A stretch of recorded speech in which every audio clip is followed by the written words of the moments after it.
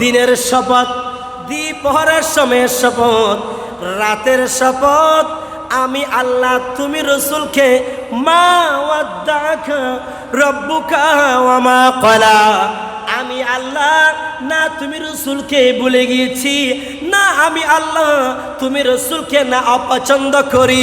উচ্চস্বরে বলি সুবহানাল্লাহ। ওয়ালাল আখিরাতু খায়রুল লাকা মিনাল উলা। নবী গো, গতকাল সময় যেটা গিয়েছে, এখন সময় আপনার রাত 9:15 হয়েছে। 9:15 আগের সময় 8টার যে একটা সময় ছিল, ওই সময়ের চাইতে 9:30 সময় কিংবা এর আগের সময় তুমি রসুলের জন্য হাজার হাজার গুণ উত্তম। উচ্চস্বরে বলি সুবহানাল্লাহ। ওয়ালা সাউফা ইউতিকা রব্বুকা ফাতারদা, আমি আল্লাহ তুমি রসুলকে তো বেশি দেব, দেতে দেতে দেতে দেতে তুমি রসুল আমি আল্লাহর প্রতি সন্তুষ্ট হয়ে যাবে। সুবহানাল্লাহ। अजब रंग पर है बहारे मदीना के सब जन्नती है नसारे मदीना।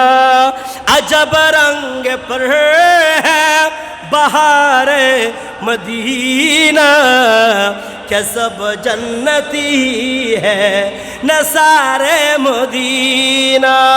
सलातुनिया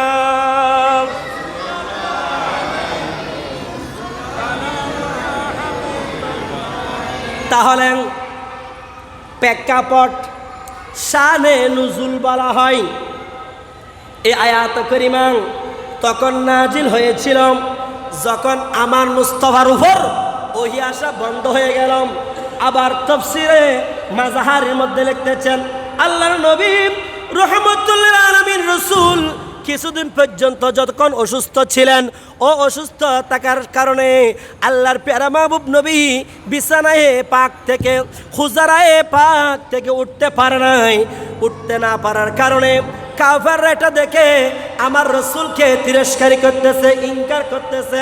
সেই জন্য আল্লাহ ডাক দিলেন রসুল, ও আমার প্যারা মাহবুব নবী তুমি নৈরাশ হয়ো না, তোমার মন তোমার সৌন্দর্য চেহারা মলিন করো না।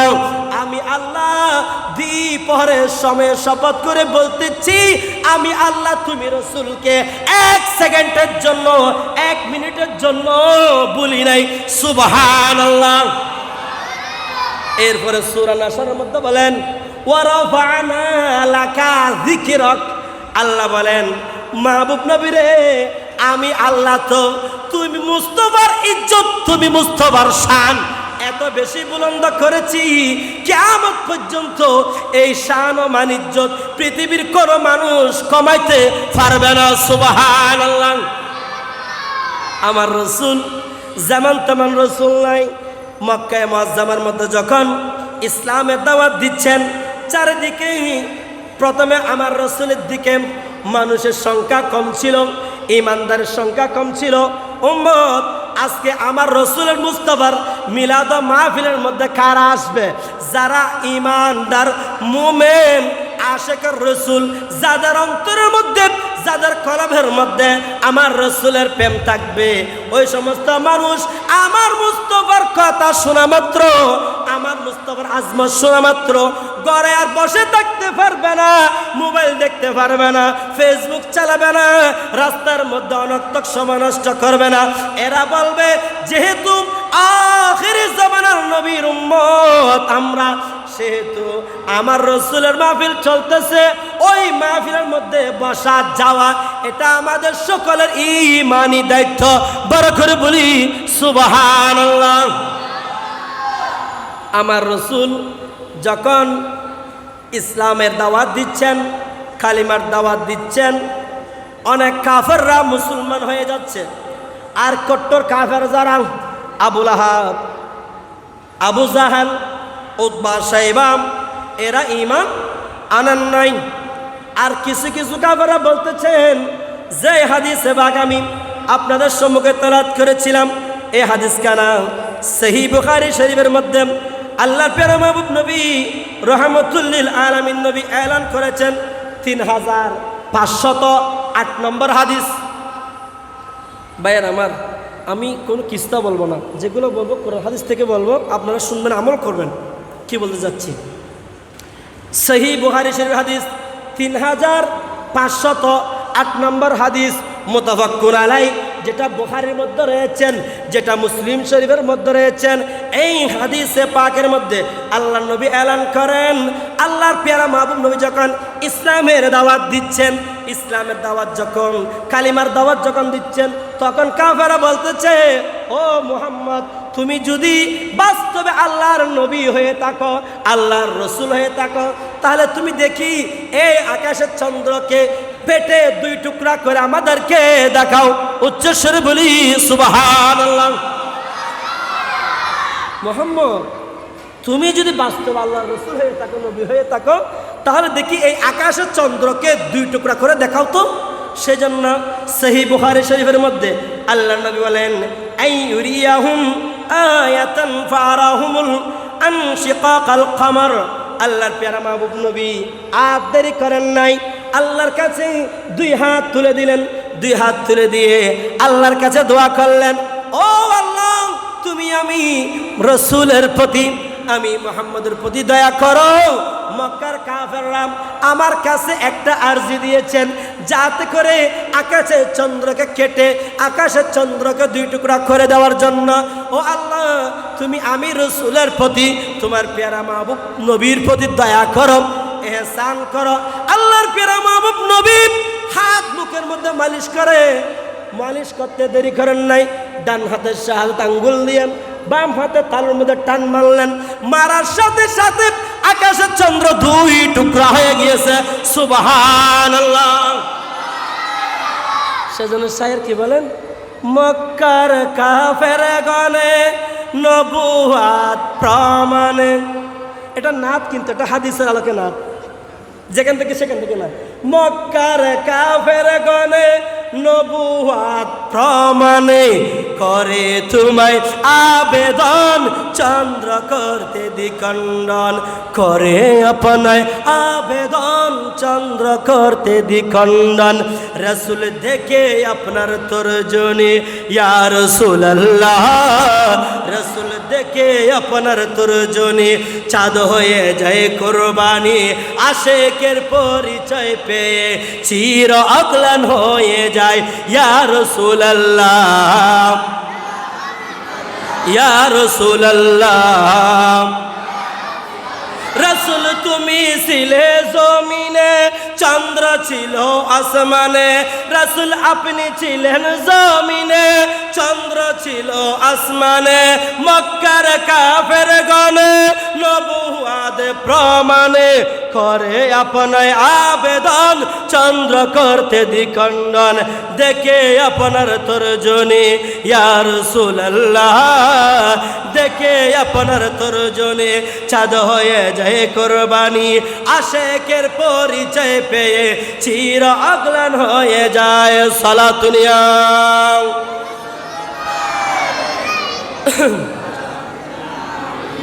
ইয়ারা হাজরিন, আল্লাহর প্যারা মাহবুব নবী রহমতুল লিল আলামিন নবীর দোয়া করার সাথে সাথে আকাশের চন্দ্র দ্বিখণ্ডিত হয়ে গিয়েছে। সেই জন্য বিজ্ঞানরা বলতেছেন, এখনো পর্যন্ত আকাশের চন্দ্র ডাইরেক্টলি, এখানে একটা জোড়া রয়েছে, স্বয়ং সম্পূর্ণ নয়। আকাশের চন্দ্র এখনো যে পাটা দ্বিখণ্ডিত হয়েছে, সেই দ্বিখণ্ডিত এখনো পর্যন্ত আল্লাহ আসমানের মধ্যে রয়েছেন। সুবহানাল্লাহ। উম্মত, এখানে শুধু শেষ নয়, আল্লাহর প্যারা মাহবুব নবী এমন একটা নবীর আজকে মিলাদে মুস্তাফা আপনারা সাজিয়েছেন, যেই নবীর মিলাদে মুস্তাফার জন্য আমরা গরু জবাই করেছি, লাইটিং করেছি, প্যান্ডেল করেছি, কিন্তু সাহাবায়ে কেরামরা নিজের জান নিজের মান কুরবান করে দিয়েছেন। সুবহানাল্লাহ। নিজের জান মাল আল্লাহর রাস্তার মধ্যে কুরবানি করে দিয়েছেন। সুবহানাল্লাহ। এমনকি সেজন্য আমরা সবাই ভাগ্যবান। আমরা কি বান?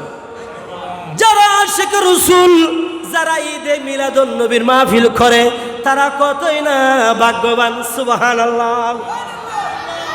যে নবীর মিলাদে মুস্তাফার কারণে আবুল আহাব ঈমান আনেন নাই, কট্টর কাফের, এটা বুখারী শরীফের মধ্যে রয়েছে। তিনি বলতেছেন 7 দিনের মধ্যে আমি আবুল আহাবের কবরের মধ্যে আযাব চলে, আমি আবুল আহাব খুবই কষ্ট পাই। আর প্রতি সোমবার যখন আসে তখন আমি আবুল আহাব আমি আমার কবরের মধ্যে কবরের আযাব হালকা হয়ে যায়। আমার এই শাহাদ আঙ্গুল যখন আমি শোষণ করি ওই আঙ্গুল থেকে আমি আবুল আহাব জান্নাতের মধু খাইতে থাকি। সুবহানাল্লাহ। উম্মত, আবুল আহাব কাফের হয়ে আমার রসুল, কিন্তু তখন তো রসুল হন নাই, বাইফুত হিসেবে আজাদ করে দিয়েছিল একজন বান্দীকে। আল্লাহর প্রিয় মাহবুব নবী পৃথিবীর জমিনের মধ্যে তশরিফ আওয়ারের কারণে তার বিবিকে সোয়াইবাকে আজাদ করে দিয়েছিল। তার কারণে যদি আবুল আহাবের কবরের আযাব হালকা হয়, উম্মত আপনি মুসলমান তো ইমানদার, আপনার মুখের মধ্যে দাড়ি আছে, আপনি তো 5 ওয়াক্ত নামাজ পড়েন, আপনি ইয়া নবী সালাম আলাইকা বলে আমার রাসূলকে সালাম দেন, তাহলে আপনি বান্দার স্থান, আপনি ইমানদার মুমিন মুরব্বিদের স্থান, যুবকদের স্থান কোথায় আপনি চিন্তা করলে চলে আসবে। সুবহানাল্লাহ। ইয়া হাজিরিন, যে রাসূল এই মিলাদ মাহফিল প্রত্যেকের কবরের মধ্যে জুটে না, আল্লাহ যাকে কবুল করেন, যার তকদিরের মধ্যে রাখেন সেই পাবেন। সুবহানাল্লাহ। নয় যে রাসূলের শরীরের সাথে বডি মুবারকের সাথে মরা গাছ, জড়া পদার্থ, মরা গাছ লাগার কারণে ওই গাছের ভিতরে রূহ চলে আসছে। সুবহানাল্লাহ। এটাও তো বুখারী শরীফের হাদিস। যেহেতু আমার রসুলের মুজিজা, আমার রসুলের মিলাদে মাহফিল, সেজন্য আমি আমার রসুলের মুজিজা নিয়ে আলোচনা করব। আল্লাহর প্যারা মাহবুব নবী রহমতুল আলামিন নবী এলান করতেছেন, এই হাদিস কানা বিশিষ্ট সাহাবী হযরতে আনাস ইবনে মালিক রাদিয়াল্লাহু তাআলা আনহু থেকে বর্ণিত। তিনি ছিলেন খাদেমুর রাসূল, তিনি 10 বছর আমার রাসূলের খেদমত করেছিল, সেই জন্য ওই সাহাবীর উপাধি হলো খাদেমুর রাসূল। সুবহানাল্লাহ। ওই আনাস বর্ণনা দিচ্ছেন, ও পৃথিবীর মানুষ শোনো শোনো, আল্লাহর প্যারা মাহবুব নবী মসজিদে নববী শরীফের মধ্যে সর্বপ্রথম যেটা ছিল সেটা খেজুরের ডালপালা দিয়ে, খেজুর গাছের ডোলা দিয়ে, ডালপালা দিয়ে মসজিদে নববী শরীফ নির্মাণ করেছিল।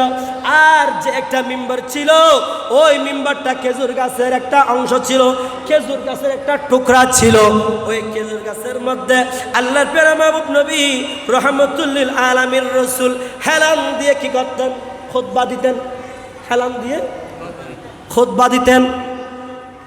ওই খুতবা দেখে, ওই গাছটা দেখে একজন সাহাবীর অন্তরের মধ্যে আশা আসলো, অন্তরের মধ্যে খেয়াল আসলো, আমাকে একটা কাজ করতে হবে, আমার মুস্তাফার জন্য সুন্দর করে একটা মিম্বার তৈরি করে মসজিদে নববী শরীফের মধ্যে দিতে হবে। সুবহানাল্লাহ। ইয়া রাসূলুল্লাহ, ইয়া হাবিবাল্লাহ, নবী গো আপনি আমাকে অনুমতি দিলেন, আমি একটা মিম্বার তৈরি করে আপনার মসজিদে শরীফের মধ্যে, নববী শরীফের মধ্যে এনে দান করে দেব। ইয়া রাসূলুল্লাহ, ইয়া হাবিবাল্লাহ, আপনি যদি অনুমতি প্রদান করেন তাহলে আমি সেই কাজটি করতে সক্ষম। সুবহানাল্লাহ। আল্লাহর নবী অনুমতি দিয়ে দিলেন। ও সাহাবে কেরাম একটা সুন্দর গাছের মিম্বার তৈরি করে আমার রাসূলের দরবারের মধ্যে নিয়ে আসলেন। সাহাবে কেরাম আগের যে একটা মিম্বার ছিল, পুরাতন যে একটা মিম্বার ছিল, ওই মিম্বারখানা ওখান থেকে সরে বাইরে রাখলেন। নতুন মিম্বারটা নতুন মসজিদের মধ্যে রাখলেন। রাখার পরে আল্লাহ রাসূল জুমার দিন খুতবা দিচ্ছেন, জুমার দিন ওয়াজ করতেছেন, নসিহত করতেছেন। এমন কঠিন এমন অবস্থার মধ্যে দেখা যায় সাহাবায়ে কেরামের সামনে যখন আল্লাহ রাসূল ওয়াজ করতেন, কোনো আওয়াজ করতো না, কোনো নো সাউন্ড, কোনো আওয়াজ, লা কালাম। আল্লাহ রসুল দিকে তাকিয়ে থাকতেন এইভাবে, জান চলে যাবে কিন্তু মানুষ নড়াচড়া করে। কিন্তু দুর্ভাগ্যের বিষয়, আমরা কোরআন হাদিসের আলোচনা শুনি, ওদিক এদিক কথা বলি, বিশৃঙ্খলা করে হাঁটাহাঁটি করি। আল্লাহ আমাদের সবাইকে বোঝার সেই তৌফিক দান করুক, আমিন। প্যারা হাজরিন, আল্লাহর প্যারা মাহবুব নবী মসজিদের মধ্যে খুতবা দিচ্ছেন, আর দেখা যাচ্ছে মসজিদের বাহির থেকে আওয়াজ আসতেছে, কান্না করতেছে। কিসের আওয়াজ, কিসের কান্না? হাদিসে পাকের মধ্যে রয়েছেন আপনার ওই যে 10 মাসের গর্ভবতী উষ্টির মতো যেভাবে 10 মাস গর্ভবতী উষ্টি যেভাবে একটা উট খন্ডন করে, ওইভাবে ওই খেজুর গাছটি খন্ডন করতেছেন, সুবহানাল্লাহ। সেইভাবে খন্ডন করতেছেন। এই খন্ডন দেখে সবাই আশ্চর্য হয়ে গেলেন, এখানে তো কোনো মানুষ নাই, এই আওয়াজ করতে আসতেছে এইভাবে হাউমাউ করে, কিসের কান্না? আল্লাহর প্যারা মাহবুব নবী সাহাবায়ে কেরামরা সবাই মসজিদে নববী শরীফের মধ্যে ইবাদত রিয়াজত শেষ করে দেখা যাচ্ছে বাহিরে যে একটা খেজুর গাছ আগের খুতবা রাখা হয়েছে, ওই খুতবা থেকে ছোট বাচ্চার মতো গর্ভবতী আপনার পুষ্টির মতো হাউমাউ করে কান্না দিচ্ছে, সুবহানাল্লাহ। সেজন্য ওলিউল্লাহ বলেন, হুস্তুনে হান্নানা ছিল একটা খেজুর গাছের নাম, যাকে ধরে খুতবা দিতেন রাসূল আকরাম, যাকে ধরে খুতবা দিতেন রাসূল আকরাম। গাছটি নবীর বিরহে কাঁদিতে রহে, ও গাছটি নবীর প্রেমেতে কাঁদিতে রহে। হতবাক হলেন যত সাহাবে কেরাম, হতবাক হলেন যত সাহাবে কেরাম। সালাতুনিয়া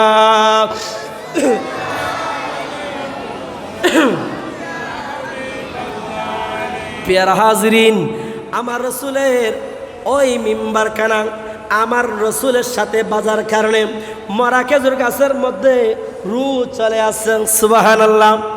আল্লাহর প্যারা মাহবুব নবী রহমতুল আলামিন নবী ওই খেজুর গাছের উপর হাত রাখলেন, হাত বুলে দিচ্ছেন মানুষের মাথার উপর, যেভাবে হাত বুলে দেয় ওইভাবে আল্লাহর প্যারা মাহবুব নবী রহমতুল্লাহ আলামিন রসুলের হাত মুবারক বলেন দিচ্ছেন। শেষ পর্যন্ত বলতেছেন, ও খেজুর গাছ, তুমি এইভাবে কান্না করিও না, তুমি বলো তুমি রসুলকে কি আমি রসুলের সাথে দুনিয়ায় থাকতে চাও নাকি জান্নাতের মধ্যে আবাদ থাকতে চাও? সুবহানাল্লাহ। খেজুর গাছ বলেন, নবী গো, যেখানে কোনো শেষ হবে না, যেখানে শুরু আছে কোনো শেষ নাই। যারা জান্নাতি, জান্নাতি মানুষের আরামের শান্তির শুরু আছে, শেষ নাই। আর যারা জাহান্নামী, জাহান্নামীদের কষ্ট শুরু আছে, জাহান্নামীদের কষ্টর শেষ নাই। প্যারা হাজিরিন, এমন অবস্থার মধ্যে আল্লাহর প্যারা মাহবুব নবী রহমতুল আলামিন নবী ওই খেজুর গাছকে সাহাবে কেরাম নির্দেশ দিলেন, ও আমার সাহাবে কেরাম, তোমরা এই খেজুর গাছকে সুন্দর করে কাফন আর দাফনের ব্যবস্থা করে দাও। সুবহানাল্লাহ। কিরে বা মরা জড় পদার্থ খেজুর গাছের রসুল চিনেছেন, কিন্তু বর্তমান সমাজের মধ্যে মানুষই নবী চিনে না, রসুল চিনে না, রসুলের মিলাদ মানে না। বড় করে বলি নাউযুবিল্লাহ। বুখারী শরীফের আবার হাদিসের মধ্যে রয়েছেন, এখন একটা পাথর রয়েছে, যে পাথরখানা আমার রসুলকে দেখলে আসসালাতু ওয়াসসালামু আলাইকা সাইয়্যিদি ইয়া রাসূল আল্লাহ বলে বলে আমার রসুলকে সালাম দিতেন। সুবহানাল্লাহ। পশু চিনেছেন, ফাঁকি চিনেছেন, আপনার পাথরে আমার রসুলকে চিনেছেন। দুর্ভাগ্যের বিষয়, দুই পাওয়ালা মানুষ হয়ে আমরা রসুলকে চিনি না। আমরা রসুলকে আমার মতো তোমার মতো মাটির মানুষ বলি। বড় করে বলি নাউযুবিল্লাহ। যেখানে আমার রসুলের মতো অন্য কোনো নবীরাও পর্যন্ত নয়। অন্য নবীরা হলো, শুরুতে আমি বলেছিলাম মুসা আলাইহিস সালাম তুর পাহাড়ে যেতেন কিতাবের জন্য, আল্লাহর সাথে পরামর্শ করার জন্য, সমস্যার সমাধানের জন্য। কিন্তু আমার রসুল যেদিকে যায়, আমার রসুলের পিছনে পিছনে কোরআন সেই দিকে যায়। সুবহানাল্লাহ। ঈসা আলাইহিস সালাম আল্লাহর কাছে ফরিয়াদ করেছিল, আল্লাহ আখিরি জবানার নবীর উম্মত হে আল্লাহ, আপনি আমাকে কবুল করুন। সুবহানাল্লাহ। আল্লাহ বলেন, ঈসা আমি তোমার দোয়া কবুল করলাম, আলহামদুলিল্লাহ। সেজন্য ঈসা মুসা নূহ নবীজি নফসি নফসি বলবেন সবই, উম্মতি উম্মতি বলবেন নবী, উম্মতি উম্মতি বলবেন নবী।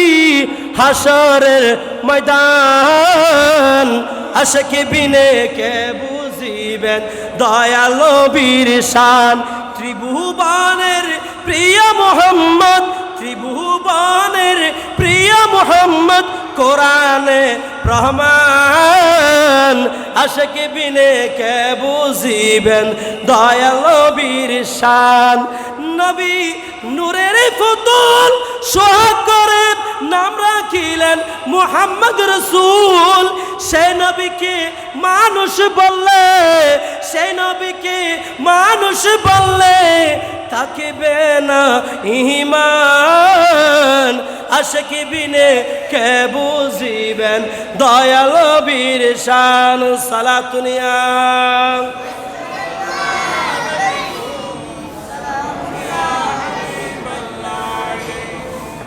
আপনাদের কি কষ্ট হচ্ছে? কষ্ট না। প্যারা হাজরিন, এরপর আসুন আমার রসুলকে বনের পশুরা চিনেছেন, মানবে চিনেছেন, কিন্তু মানব জাত মানবের মতো দেখতে একই রকম মানুষের মতো, কিন্তু তারা আমার রসুলকে, আমার রসুলের মিলাদ মানতে অস্বীকার। নাউজুবিল্লাহ বলেন না। আমার রসুল বলেন, যাকে সৃষ্টি না করলে আমি আল্লাহ আসমান জমিন গ্রহ নক্ষত্র সূর্য জান্নাত জাহান্নাম দিন রাত পাহাড় পর্বত নদ নদী নালা আমি আল্লাহ কিছুই সৃষ্টি করতাম না। সমস্ত কিছু একমাত্র আমি আল্লাহ আমার মুস্তাফার প্রেমের মধ্যে সৃষ্টি করেছি। সুবহানাল্লাহ। আমরা কে আল্লাহর ইবাদত করতেছি, আমরা কি নবীকে ভালোবাসতেছি। হযরতে মাওলা আলী শেরে খুদা ইসলামের চতুর্থ খলিফা একদিন আল্লাহর প্যারা মাহবুব নবী আসরের নামাজ পড়লেন। আসরের নামাজ পড়ে মাওলা আলীর ফুল মুবারকের মধ্যে, লান মুবারকের মধ্যে মাওলা আলী শেরে খুদা আরাম করতেছেন। ওইদিকে আরাম করতে করতে করতে এখন দেখবেন, যদি অনেকে রসুলের কথা বললে তখন তাজিমের কথা বললে এরা বলবে না এরকম কেন, আগে নামাজ। আরে ভাই, নামাজ তো অবশ্যই আমরা পড়বো। নামাজ তো আমরা না পড়ার জন্য আজ পর্যন্ত কোনো সুন্নি আলেমরা বলেছেন? নামাজ পড়তে হবে, নামাজকে আগে প্রাধান্য দিতে হবে। কিয়ামতের ময়দানে সর্বপ্রথম আপনার কাছ থেকে নামাজের হিসাব নেওয়া হবে। সুবহানাল্লাহ। আমার রসুল আসরের নামাজ পড়েছেন। বুখারী শরীফের হাদিস, কানা ইউহা ইলাইহি ওয়া রাসুহু ফি হিজরি আলিয়্যিন ফালাম ইউসাল্লিয়াল আসরা হাত্তা غربت الشمس فقال النبي أصليت يا علي قال لا فقال اللهم إنه كان طاعتك وطاعة رسولك فردد عليه الشمس قالت أسماء فرأيتها غربت ثم رأيتها طلعت بعدما غربت سبحان الله. মাওলা আলীর কুল মুবারকের মধ্যে আল্লাহ নবী আরাম করতেছেন মাথা মুবারক রেখে। ওইদিকে আসরের নামাজে অক্ত চলে যাচ্ছেন, কিন্তু মাওলা আলী নড়াচড়া করতেছে না। মাওলা আলী একদিকে নবীর তাজিম, একদিকে আমার মুস্তাফার প্রেম, একদিকে আমার রসুলের খেদমত, আর একদিকে হলো আল্লাহর ইবাদত সালাতুল আসর। একদিকে আসর চলে যাচ্ছে, আর একদিকে নবীর তাজিমের মধ্যে বেয়াদবি হলে দুনিয়া আখিরাত উভয় ধ্বংস হয়ে যাবে।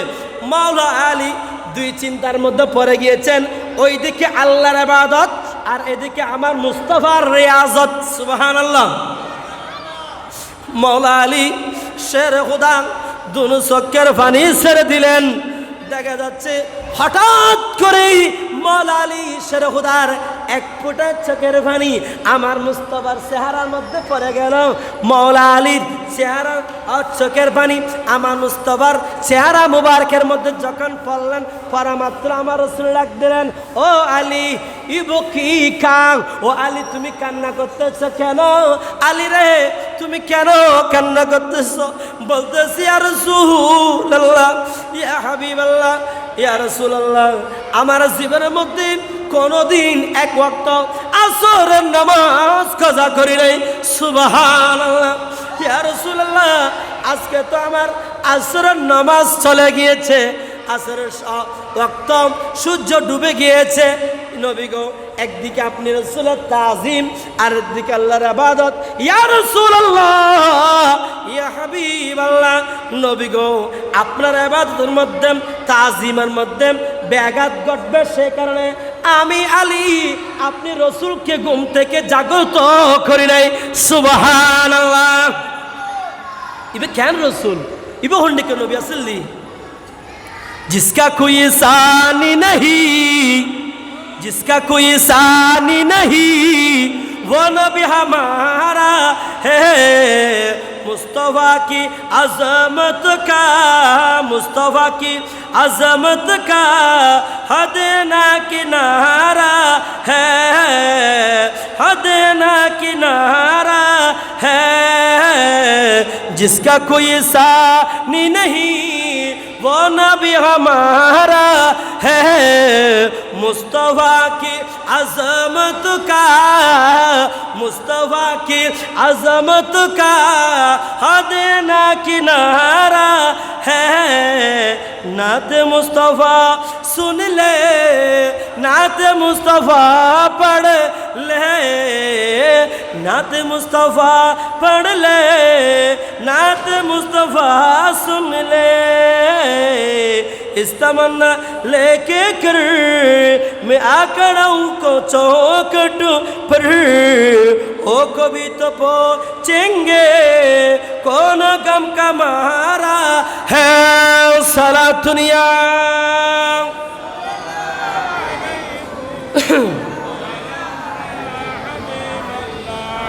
আলা হযরত, ও আমার আলী তুমি এই জন্য কান্না করতেছ? আলী তুই কি আসরের নামাজ ন ফরজ না? আলী তুমি কি আসরের নামাজ আদায় করনি? ইয়া রাসূলুল্লাহ, আপনি তো আসরের নামাজ পড়েছেন, আমি আলী তো আসরের নামাজ পড়ি নাই।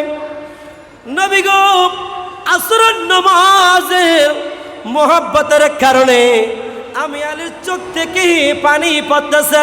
সুবহানাল্লাহ। মুসলমান, আজকে আমরা আখিরি জামানার শ্রেষ্ঠ নবীর শ্রেষ্ঠ উম্মত, আপনার জীবন থেকে আমার জীবন থেকে কয় ওয়াক্ত আসরের নামাজ চলে গিয়েছে আমরা নিজেরাও জানি না। হায় হায় হায় হায়। যে সাহাবে কেরামের কোনো গুনাহ নাই, মাসুম, যে সাহাবে কেরামের গুরার একটা বালুকে 70 ভাগে বিভক্ত করলে এরপরে আমাদের সকলের আমল যদি এক পাল্লার মধ্যে দেওয়া হয়, সাহাবে কেরামের একটা বালিকে 70 ভাগে বিভক্ত করলে সাহাবে কেরামের ওই কণা এক পাল্লার মধ্যে দিলে আমাদের সকলের আমল এক পাল্লার মধ্যে দিলে এরপরও সমান হবে। সে আলী এক ওয়াক্ত নামাজ ছাড়ে নাই, আমরা কেন আসরের নামাজ ছাড়ি? আমরা কেন নামাজ ফজরের নামাজ ছাড়ি? আমরা কেন জোহর ছাড়ি?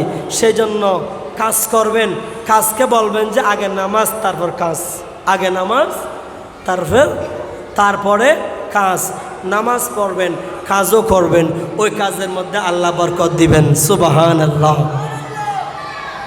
আল্লাহর কাছে দোয়া করলেন, দোয়া করার সাথে সাথে হাদিসে পাকের ভাষায় আল্লাহর প্যারা মাহবুব নবী রহমতুল আলামিন নবী দুই হাত তুলে আল্লাহর কাছে দোয়া করলেন, আল্লাহুম্মা ইন্নাহু কানা ফি তাআতিকা ওয়া তাআতি রাসূলিকা ফারদুদ আলাইহি শামসা। উচ্চস্বরে বলি সুবহানাল্লাহ। আমার মুস্তাফা দোয়া করার সাথে সাথে ডুবন্ত সূর্য ফোনরাই উঠে গেল, আসরের নামাজে রক্ত হয়ে গেল। আলীকে বলতেছেন, ও আমার আলী, তুমি এবার আসরের নামাজ আদায় করে নাও। সুবহানাল্লাহ। সাহাবায়ে কেরাম নবীকে তারা দুনিয়া চাই নাই, সমস্ত কিছুকে বাদ দিয়ে নবী নবী নবী নবী করে সাহাবায়ে কেরাম শুধু আমার রসুলের, আমার মুস্তাফার প্রতি তারা আকর্ষণ ছিলেন। সুবহানাল্লাহ। সেই জন্য আজকে তারা এক একজন সাহাবায়ে কেরাম জান্নাতের টিকিট পেয়ে গিয়েছেন। সুবহানাল্লাহ। সেই জন্য আহলে সুন্নাত ওয়াল জামাত এটা এমন একটা দল, যে দল হলো মা আনা আলাইহি ওয়া আসহাবিহি। উচ্চস্বরে বলি সুবহানাল্লাহ। সুন্নি দল এটা দুনিয়ার কোনো মানুষের দেওয়া নাম নয়, এটা আমার রসুলের দেওয়া একটা নাম। আল্লাহ রসুল একদিন সাহাবায়ে কেরামের মাঝে ওয়াজ করতেছেন, নসিহত করতেছেন, বলতেছেন, হে আমার সাহাবায়ে কেরাম, বনি ইসরায়েলের মানুষ উম্মতদের মধ্যে মানুষরা 72 দলে বিভক্ত হয়েছে, কিন্তু আমি মুস্তাফার উম্মতের মধ্যে 73 দলে বিভক্ত হবে, কিন্তু কুল্লুহুম ফিন্নার। ও আমার সাহাবায়ে কেরাম সবাই হবে জাহান্নাবী। সাহাবায়ে কেরাম সবাই হাওমা করে কান্না দিলেন, ইয়া রাসূলুল্লাহ, ইয়া হাবিবাল্লাহ, তাহলে আমরা কোথায়, আমরা কোন দলের মধ্যে রয়েছি? ও ইয়া রাসূলুল্লাহ, কোন দল জান্নাতি? আপনি রসুলের জবান থেকে আমরা একটি বার শুনতে চাই। তখন আমার রসুল বলেন, মা আনা আলাইহি ওয়া আসহাবিহি। উচ্চস্বরে বলি সুবহানাল্লাহ। আমার নবী বলেন, সাহাবায়ে কেরাম নৈরাশ্যেরা চিন্তিত হয় না, যেই দলের মধ্যে আমি রসুল আছি, যেই দলের মধ্যে সিদ্দিক আকবর আছে, যেই দলের মধ্যে মাওলা আলী শেরে হুদা আছে, যে দলের মধ্যে আপনার উমর ইবনে খাত্তাব আছে, যেই দলের মধ্যে উসমান যুন্নুরাইন রয়েছে, যেই দলের মধ্যে গৌসুল আজম আব্দুল কাদের জিলানী রয়েছে, যেই ফাতের মধ্যে সৈয়দ আহমদ শাহ সিরকুটি রয়েছেন, যেই ফাতের মধ্যে খাজা গরিবের নওয়াজ রয়েছে, যেই ফাতের মধ্যে কুল আউলিয়া রয়েছে, যেই ফাতের মধ্যে সৈয়দ আহমদ শাহ সিরকুটি রয়েছে, যেই ফাতের মধ্যে সৈয়দ তৈয়ব শাহ রহমতুল্লাহ আলাইহি রয়েছে, সেই পথ হলো জান্নাতি জান্নাতি। উচ্চস্বরে বলি সুবহানাল্লাহ। मेरे विरद लब है नबी नबी, मेरे विरद लब है नबी नबी, मेरा दिल मकाम हबीब है, मैं मरीज इश्क रसूल हूँ, मैं मरीज इश्क रसूल हूँ। সিদ্দিক আকবর তিনি বলতেছেন, আল্লাহ রসুল ইন্তিকালের পরে সিদ্দিক আকবর অসুস্থ হয়ে গেলেন। 6 মাসের পর সিদ্দিক আকবর কি করলেন? ইন্তিকাল করে নিলেন।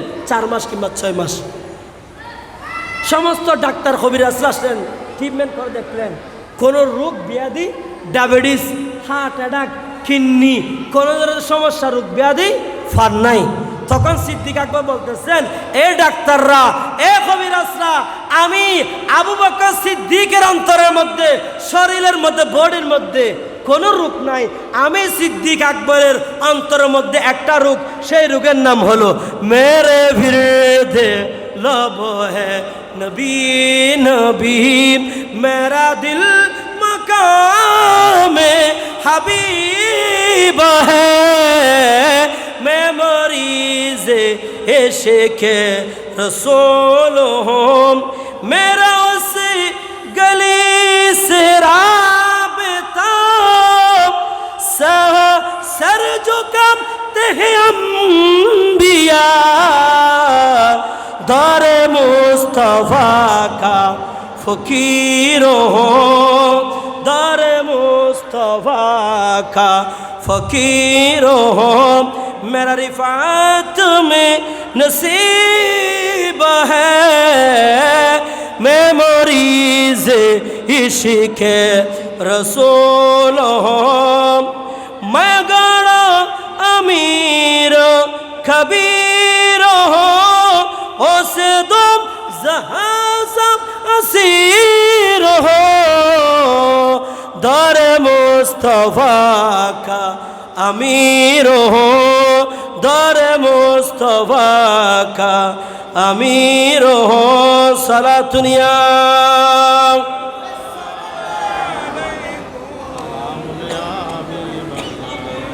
प्यारा हाजरीन अना तो समस्या फाल्ला एकाशाम माइन एकाशाम गुछा পেলাম একাশাম মাইন কাজ জিকির করুন জিকির করলে অন্তর কলাপ শক্ত হয়ে যাবে হক লা ইলাহা